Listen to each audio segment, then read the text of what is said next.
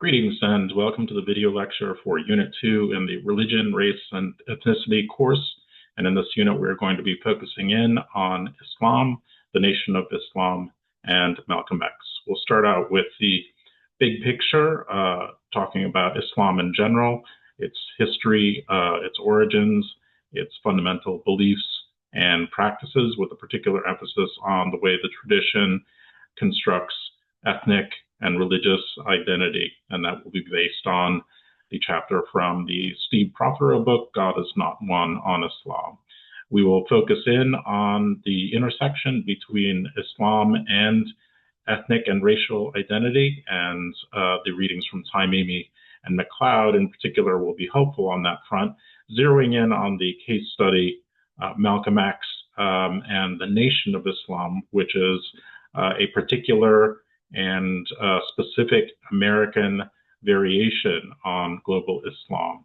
And obviously the connections between religious identity and race are very vivid in thinking about that particular case study. So let's gather in the big picture first and think about Islam, global Islam first, and try to trace it back to its origins. And there are many ways, of course, to tell this story, but we will start with the fundamentals of the historical origins of the tradition in the 6th and 7th century of the Common Era. And geographically, we are, of course, talking about origins of a tradition that arises within the Arabian Peninsula, particularly in traffic between the cities of Medina and Mecca on the Arabian Peninsula. On the left here, you can get a broader picture of the location of Islam in Africa and Asia. The story of Islam in many ways starts with the Prophet Muhammad, who is a historical individual. He is thought to be very much a human being in Islam, a role model, a remarkable person whose example should be followed by devout Muslims, but it's a very clear concept, right, of this founding figure, that he's very much a human being as opposed to some sort of divine figure like we find in religions like Christianity. Muhammad belonged to a tribe in the kind of traditional setting there in the Arabian Peninsula during this period in time. He belongs to a tribe, and many of the ethics and customs and codes that go with that society are very traditional and ingrained. His group in particular is associated with trade.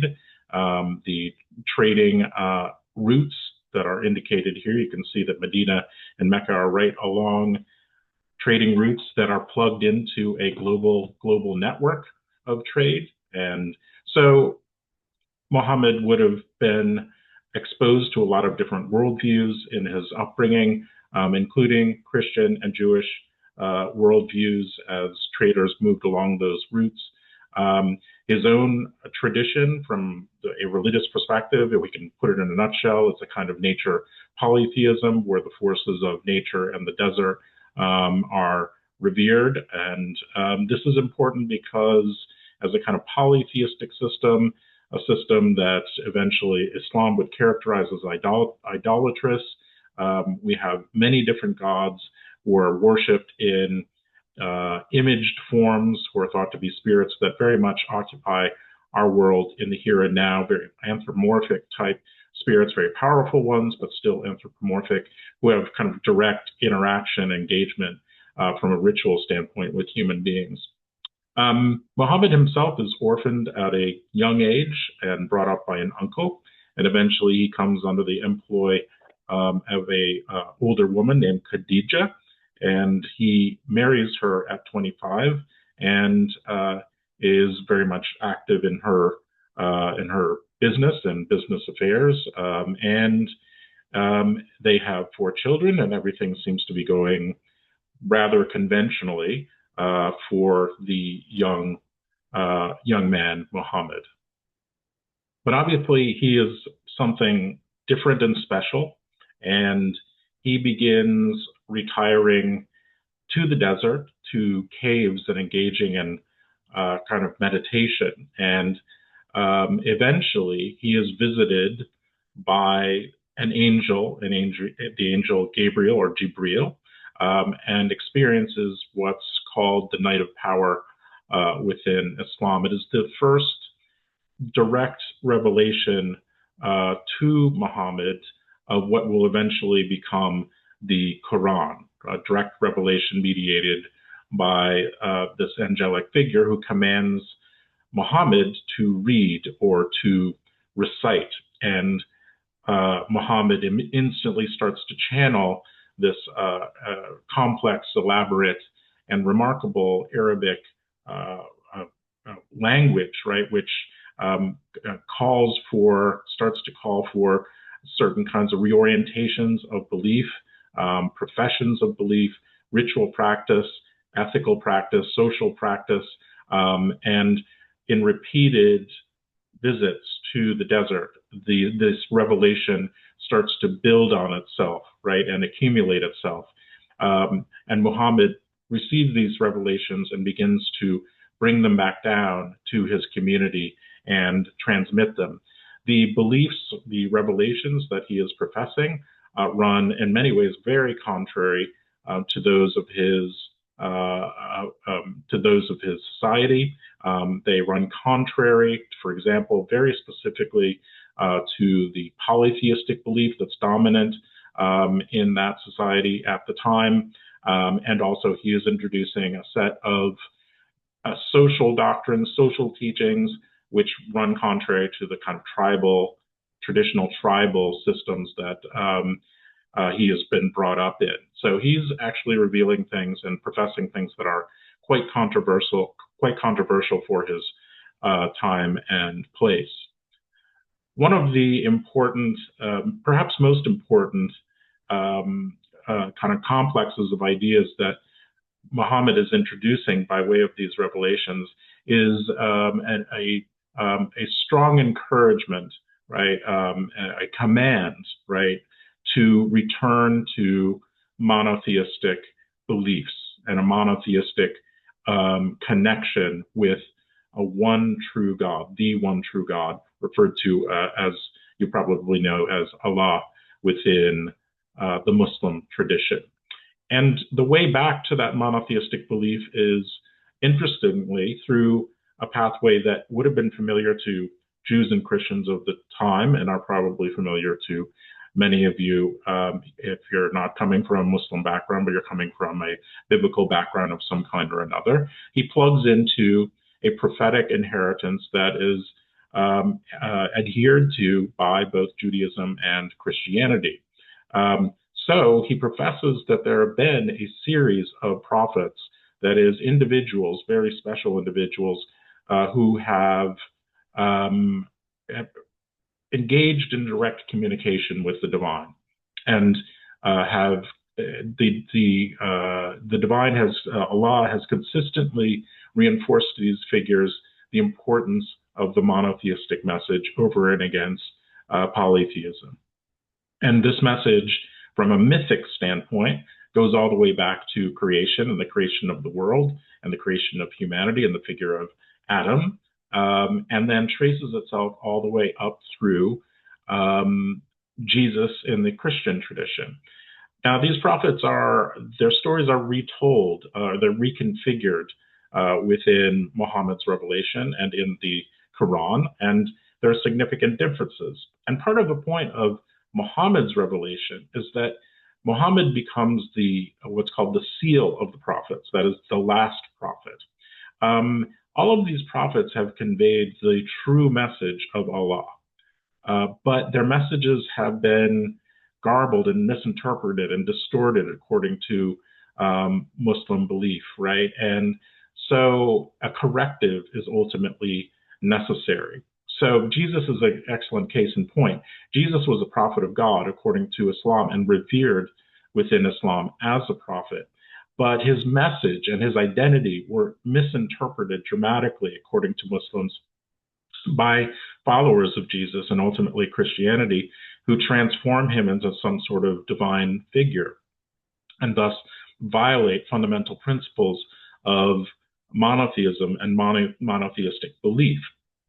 There's no way, according to Islam, that a human being can be divine.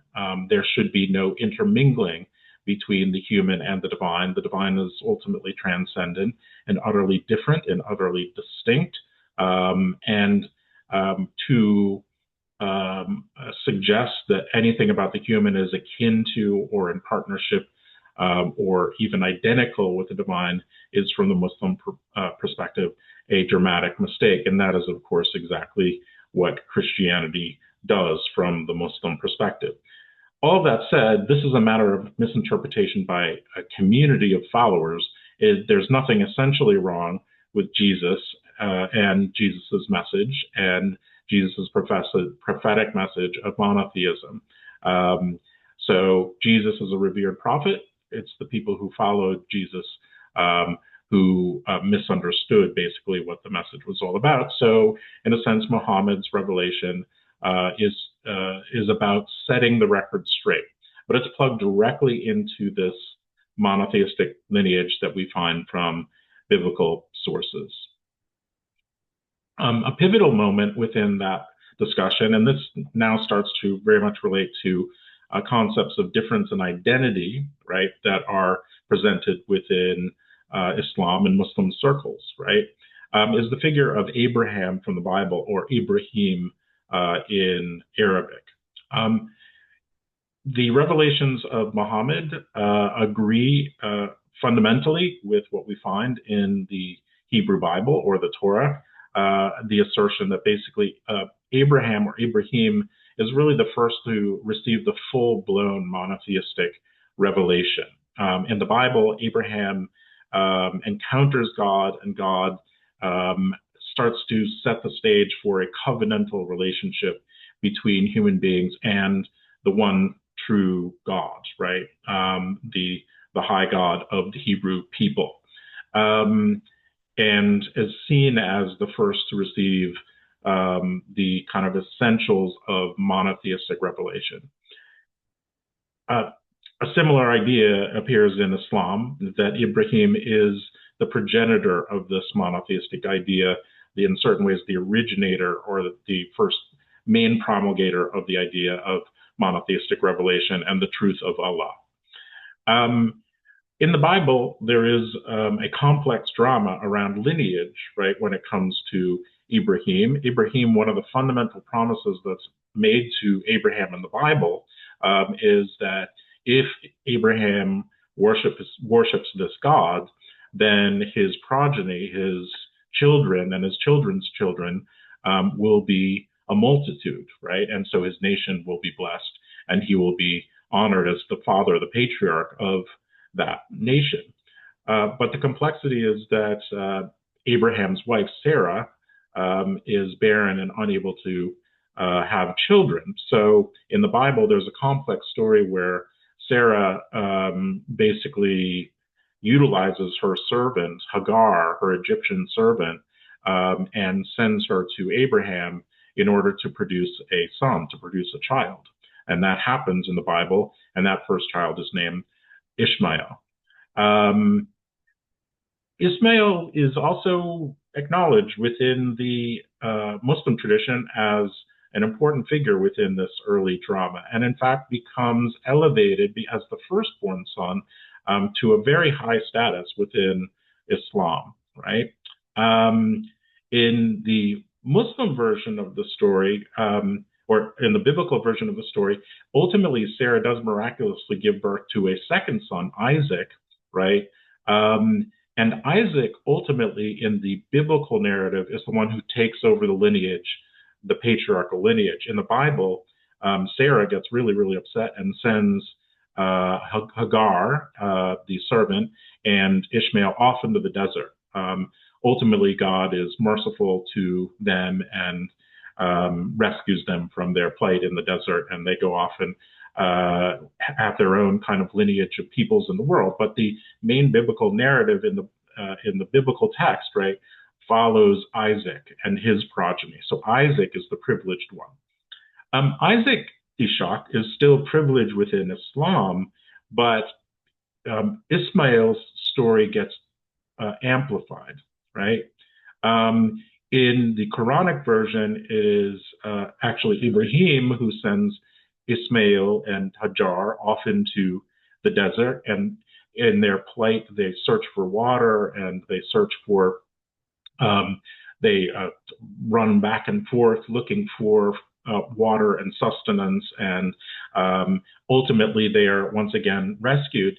But in the Quranic version of this story, the Muslim version of the story, Ibrahim later reconnects with his son Ismail in Mecca, and they build the Kaaba, which becomes the central focal point, right, of worship of Allah.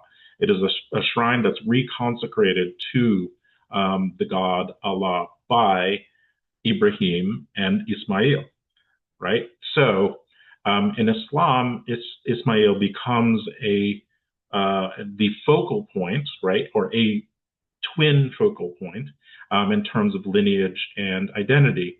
And the very famous story of the sacrifice of Abraham's son, right, gets transferred over to Ismail in the Muslim version, right? And in the biblical version of the story, Abraham is commanded to sacrifice his son Isaac, and ultimately God or an angel intervenes and doesn't permit the actual sacrifice to go forward, but it's in a sense, a test of faith for Abraham to see if he'll go through with this sacrifice of his own miraculous son. In Islam, this figure, the son, is now Ismail, and crucially in the Quran, Ibrahim asked Ismail.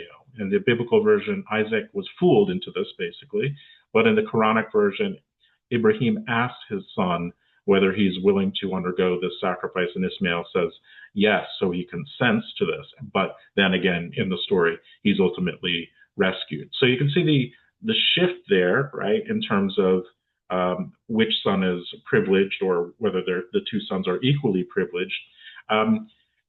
Put it in a nutshell, Ishmael or Ismail's descendants are thought to be the Arabs' future Muslims, right? And Muhammad himself, right, is thought to be in the lineage of Ibrahim through Ismail, right? So there we have the kind of two brothers or half brothers and a divergence in the story that is indicative of two different religious pathways and two different worldviews unfolding.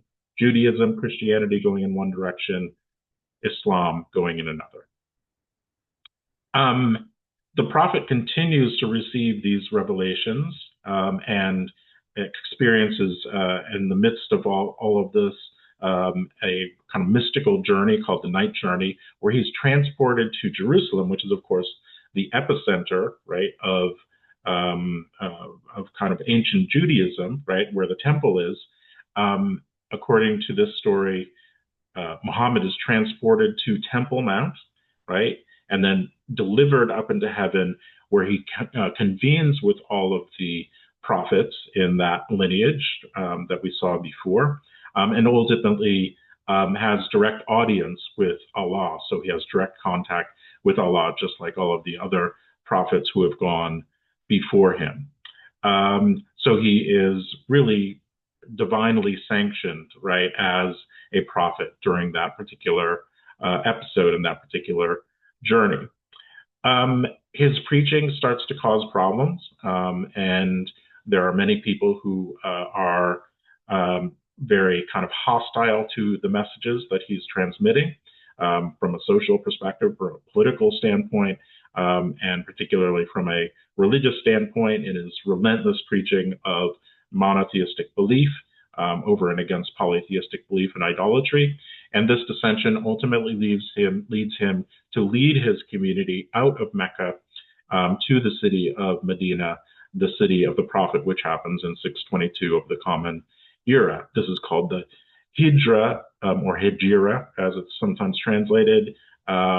And this is actually where the Muslim calendar starts. It's the moment where Muhammad is able to, with some degree of freedom, establish the community that's in keeping with the revelations that he is receiving.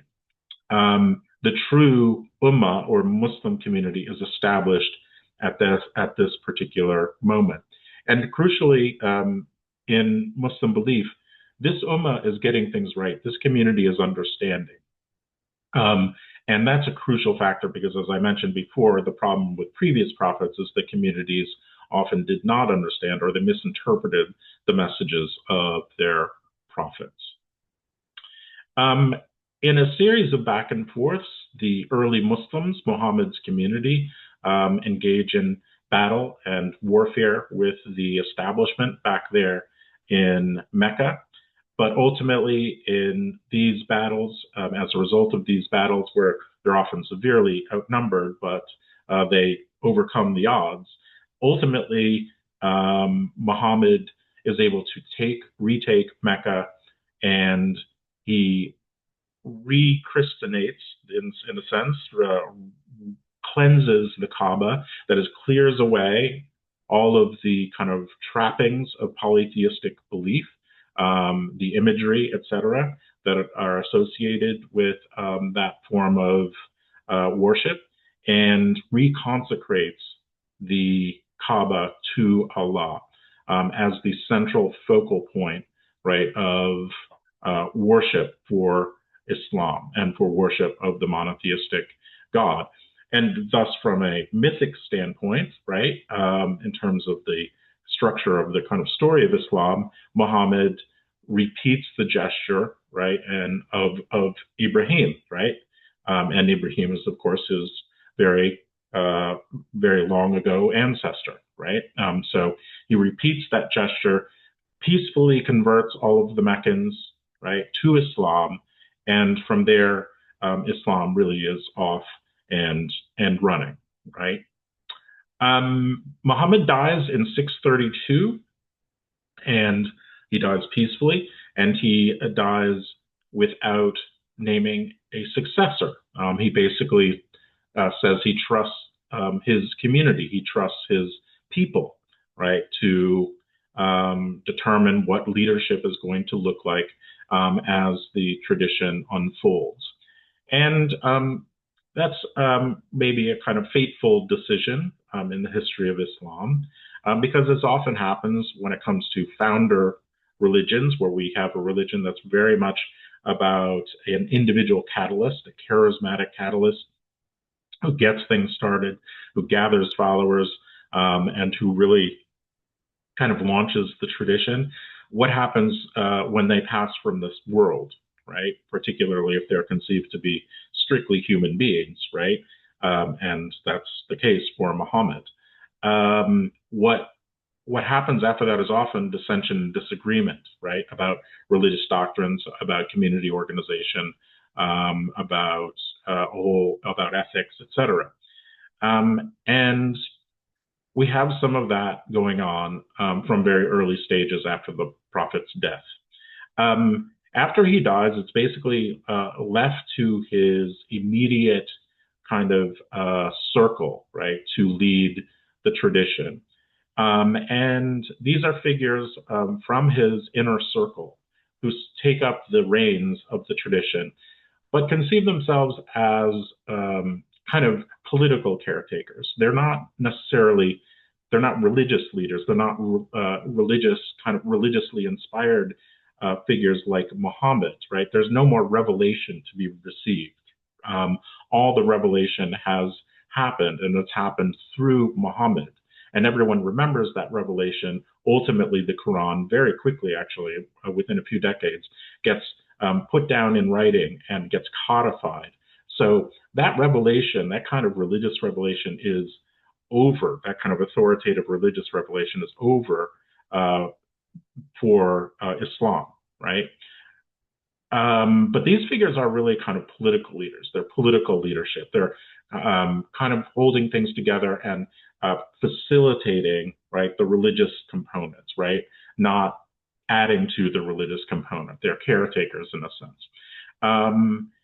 But immediately, in terms of political leadership, there's dissent and there's disagreement about who should follow, who should be the leader of Islam. And there are some who assent to this idea that leadership of Islam should be pretty much, strictly speaking, political and separated from the religious component, and certainly no further religious original revelation should occur. And then there's another faction who think that succession in the tradition should fall to a family member, the most immediate family member of Muhammad, and that would be Ali, his cousin and son-in-law. So Ali ultimately becomes the fourth of these original leaders, but Uthman, his predecessor, has been assassinated, and ultimately Ali himself is assassinating, leaving his two sons, right?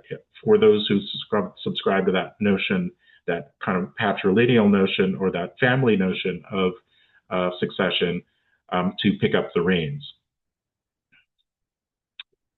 Despite that, Islam is remarkably successful in its spread in these early days. And you can see that here on this particular map. The darker brown territory is the Arabian Peninsula, the expansion under the Prophet Muhammad himself, right? Once he is able to take over Mecca, 622, last decade of his life. And then that kind of middle orange is the expansion over the next 3 decades, right? And you can see how quickly that happens. And then the tan is really over the next century or so. And you can see that now Islam expands its reach all the way from Spain to the Indus River in the Indian subcontinent.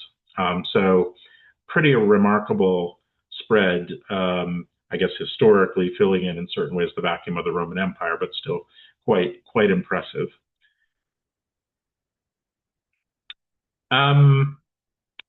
We should pause here and think about what happens from a religious standpoint, particularly in relation to ethnicity, right, and difference as Islam expands to all of these different places. Obviously, Arab culture is essential to the Muslim tradition because that's the soil from which it grows. But as Islam expands, it encounters many other different kinds of culture in the Middle East and Africa. And of course, from a tribal ethnic standpoint, most of these people are not Arabs, right? The vast majority are not Arabs. So what, as a religion that's very steeped in those origins, those Arab origins, how does it modify itself? How does it evolve, right, as it enters into these very different kind of environments? And that's what the article by Taimimi describes for us, right? And he describes some of the ways in which the emergence of Islam transforms the concept of Arab identity or ethnicity, and really lays the groundwork for a more universalist idea that Islam is putting forth. So we move out of the tribal ancestral frame, right, according to Taimimi, and we move into a divine frame of reference. That is, Islam subscribes to that kind of universalist concept of creation, right? So all humanity springs from Allah, right? And ultimately, that's the common origin of all humanity, right? So tribal identity or ancestral identity, or we could even extrapolate that and say racial identity, all of those kind of inherited forms of identity are ultimately subsumed under the universalist concept that all humanity really comes from the same place and we all have the same common origin. And so the emphasis on the oneness of the origin of mankind transforms those frames of reference that had previously emphasized individual, tribal, cultural, national identity, right? So now we're all part of the same kind of family in a sense, right? Whereas individual families and tribes had previously been the most important form of identity. a transformation in the code of morality. So those older tribal traditional kind of social norms and things like that, they evolve, right? They become more universalistic and a more kind of tolerant, open kind of attitude towards others who are willing to subscribe to the fundamentals of Islam now becomes available, right? So all newcomers to Islam subscribe to Quranic morality, right? And so the old traditional kind of tribal codes, Arab tribal codes, are subsumed, right, by those Quranic values, and anyone can participate in them, right? You don't have to belong to that particular ethnicity or identity, right, to become a Muslim. So these ideas tend towards what we'll call universalism, right? There's an overcoming of differences, right? A reconceptualization of identity that has a universalist sensibility. This person from Northern Africa, this person from Spain, this person from Iraq or Persia, right? This person from South Asia, all of them, if they're Muslims, are part of the same family and the same sisterhood and brotherhood, part of the same community or ummah, right? Regardless of their particular language or cultural background, et cetera, et cetera. So Islam, right, now is an umbrella kind of framework, right? Religious and cultural and social framework that people can reach to and subscribe to, and it allows people to transcend their particularism. That said, we still have certain very important distinctions, right, that appear within Islam and within the Quran.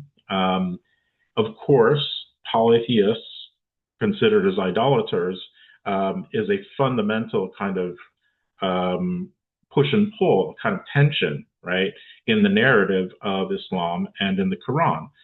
That's who Muhammad was fighting against religiously. He was saying, no polytheism, don't worship images, right? God cannot be conceived or put alongside any kind of human construction or creation or imagination or something like that. And God, divinity certainly can't be put in some sort of image or anthropomorphized or thought of as an animal form or any of that kind of stuff, right? So there is still very much a distinction, right, made and a privileging and a hierarchy between monotheistic belief and believers and those who continue to proceed in ignorance from a Muslim perspective in their polytheism. Jews and Christians are part of this story, obviously, because Islam is plugging into that narrative, or is building on that narrative, or reconfiguring that narrative. So Jews and Christians have a kind of privileged place in the hierarchy, particularly over polytheists, because they are people of the book, right? That is, they are part of the monotheistic story.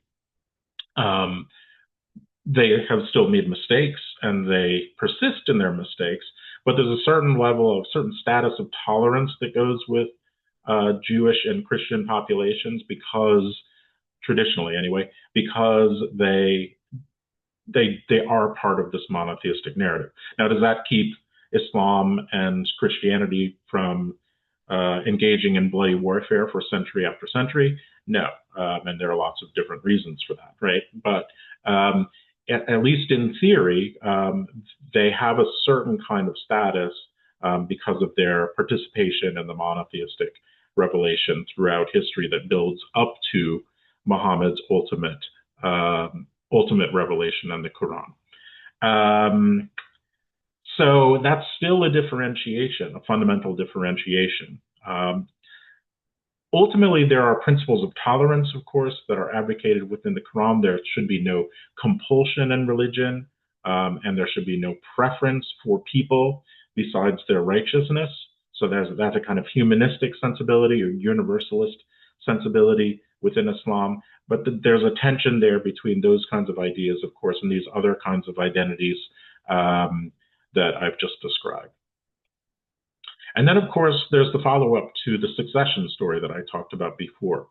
And so we have an early internal split within Islam that the universalist notions and the common origins of the tradition aren't able to bridge, right, and aren't able to repair up to this day. So I mentioned before that the fourth rightly guided caliph, namely Ali, is assassinated, and his party, the party of Ali, ultimately called Shia, just means party. They split off, right, from the majority kind of conception of leadership in Islam that espoused this idea of a caliph or a kind of regent, right, or lieutenant, political leader of the tradition. And they placed much more emphasis on the kind of religious insight, right, of the leader of the tradition. They used this concept within Islam, namely the imam, right, which is just kind of commonly like a rabbi, like a community religious leader, and they transform that idea into a much more robust concept of religious and political leadership. They assimilate political and religious leadership and have a narrative about a series of imams who ultimately have a kind of legendary messianic status, right? And in Shia locales, the kind of rule is very much the religious rule and political rule are married together very closely, right? This is a fundamental distinction within the Muslim world between Shia Islam, right, and what's called Sunni Islam, right, which is a kind of tradition Islam as the literal kind of translation. So,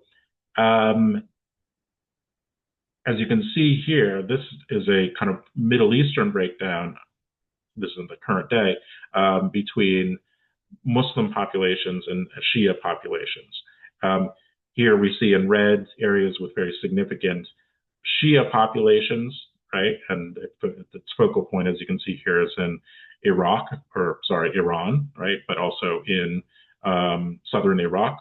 And then really pretty much, with some exceptions, the rest of the Muslim world is Sunni Muslim, right?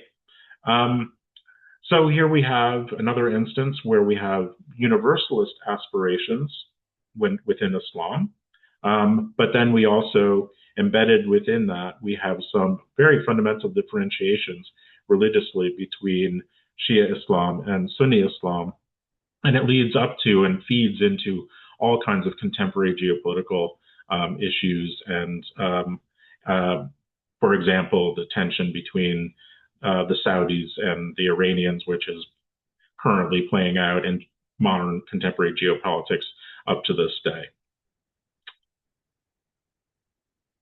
That said, the kind of universal message or the universal message of the Muslim community when it comes to universal brotherhood and sisterhood has been remarkably successful since those early origins. And you can see here, and this is just 2010, so things have actually, the Muslim population has actually increased since then. In terms of the origins or the homeland of Islam, there are obviously lots of Muslims in these nations, 300 million, but most Muslims now reside in Asia and the Pacific, almost a billion, certainly over a billion at this particular time. And the most populous Muslim nation is actually Indonesia, and it's followed by Pakistan, which is followed by India, which is then followed by Bangladesh. And then finally, we get to Egypt, if my memory serves me correctly. And then we get to Nigeria, which is in sub-Saharan Africa. And then we get to Iran. So it takes a little while to get down to nations that are at least in the proximity of Middle Eastern Muslim origins. The vast majority of Muslims reside in Asia. And then there are, of course, it's significantly quickly growing Muslim populations in Africa and in other parts of the world. So the broad universalist message that is bringing in people who are extremely different from racial, cultural, and ethnic perspectives into one universal community, right, has been extremely successful, and Islam is the fastest growing, still remains the fastest growing religion up to this day. And Sunni Islam is denominationally the most populous religious tradition in the world today. Christianity has the most people overall, but when you break down things like Protestantism and Catholicism, Sunni Islam is actually the biggest, right? So that universalist aspiration, despite the fact that there are still these kinds of ideas of difference, right, that are kind of baked into the tradition, that universalist idea has been very successful. There are these fundamental beliefs, and this is maybe part of that success, that these are really kind of fundamental and basic beliefs and practices. And practice in particular is very important in Islam, and the pillars of Islam in particular. The fundamental kind of conversion or statement of faith, or kind of fundamental idea of Islam, that there's basically no God but Allah, and Muhammad is his prophet, is just a fundamental mantra. The 5 prayers during the day, the giving of tithing or of alms, fasting during Ramadan, and a Hajj to pilgrimage, Hajj to Mecca, which is so important from a historical standpoint, as we've seen previously. We have fundamental sets of beliefs that are outlined within the Quran, namely, first and foremost, the unity of Allah. The idea that Allah cannot be in any way compromised or compared to anything in our world or anything human, and to place anything, including ourselves, above Allah is the ultimate mistake. These practices are designed to orient people towards Allah, to orient themselves away from themselves and away from kind of the human realm to the transcendent realm, or the realm of the one true God. And here you can see a visual representation of the 5 pillars. Now we want to shift up to a particular case study in thinking about the relationship between religion, race, and ethnicity. We'll see some of those ideas already outlined within global Islam. But now we want to focus in on the nation of Islam and the case study of Malcolm X. And as you'll see in these readings, and I'm summarizing some of Beverly McLeod's article here, the Nation of Islam is a particular variation on global Islam, and espouses ideas that really are kind of antithetical, right, and very much in tension with the ideas from global Islam. And the kind of universalist idea of global Islam that I've just been talking about are very much challenged by the Nation of Islam. The Nation of Islam is a particularly African-American development, a particularly African-American kind of worldview, right, that emerges within the 20th century in the United States. The Nation of Islam is technically founded by an individual named Wallace Fard Muhammad in Detroit in the 1930s. And he proclaimed, number one, that Islam is the true religion of Black people, and number two, that he himself was a prophet, right, and a successor to the Prophet Muhammad, and ultimately was thought to be semi-divine, right, within the Nation of Islam. You can see that all of those ideas are going to run afoul of certain concepts that we talked about when it comes to broader Islam or global Islam, right? For example, no human being can be semi-divine, divine, whatever, right? No, even Muhammad himself, the prophet, is not considered to be divine. He's a human being. So for someone to proclaim themselves to be a successor or someone who's revising Muhammad's message, and also to be somehow Allah himself or something along those lines, runs completely against global Islam fundamental kind of theological ideas, right? And yet this is what Wallace Fard Muhammad preached. And his successor, Elijah Muhammad, really crafted that message for the African American community and popularized this tradition. MacLeod explains to us why African Americans were drawn to this particular movement. It should be noted that enslaved people brought Islam with them to America when they were kidnapped and brought to the Americas, right? Some of them were Muslims, but ultimately most of them adopted Christianity as their religion when they were in the Americas. And of course, Christianity, we'll see later in the term that this is kind of a fraught idea about whether to convert enslaved people to Christianity or not, hinged on their conception of humanity and certain ambivalences that the people who were enslaving others had about the humanity of the people that they were putting into, treating in these horrible ways.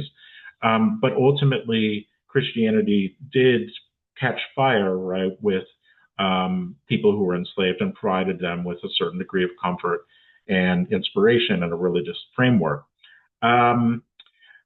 But it's clear that Christianity also provided, through a series of kind of distorted interpretations, provided the justification for slavery and discrimination. And again, we will talk more about that later in the semester. So many were disaffected by Christianity as a kind of religious orientation and was conceived to be really the white man's religion. And so people were looking for options, right? And one of the options was to reach outside of the Christian world, right, to traditions like Islam as an alternative for people of color and Black people in the United States. And that's one of the main reasons that the Nation of Islam and other movements like it took off.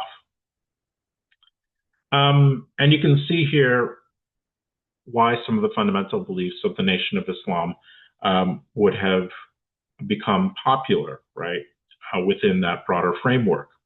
The idea in the Nation of Islam is to promote knowledge of the self and for the community to determine its own destiny, right? Not to rely upon others, but to kind of turn within itself to empower itself and build strength and pride, right?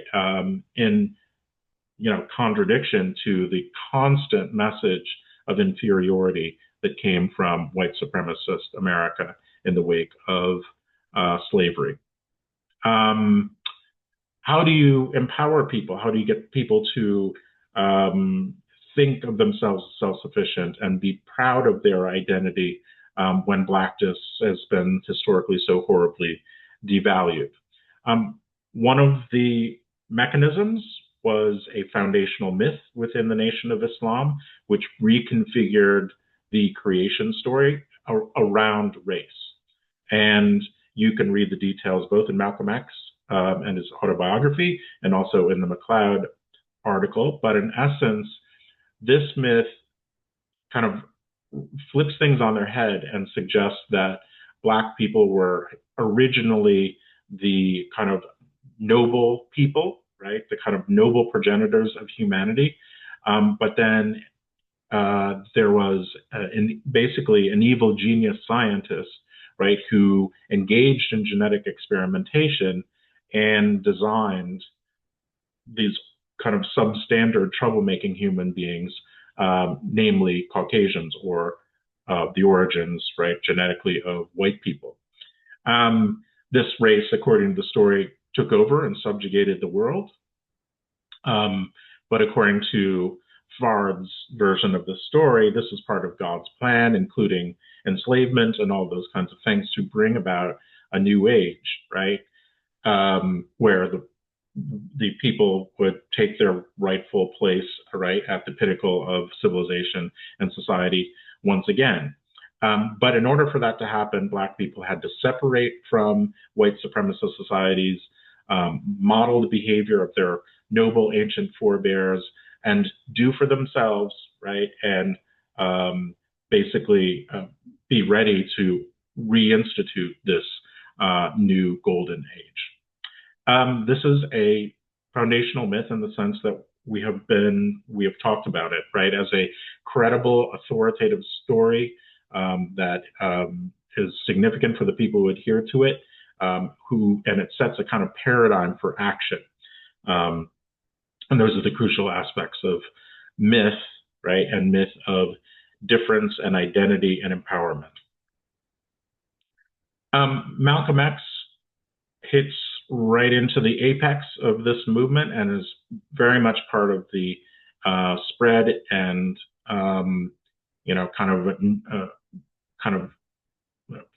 fame of the Nation of Islam, right?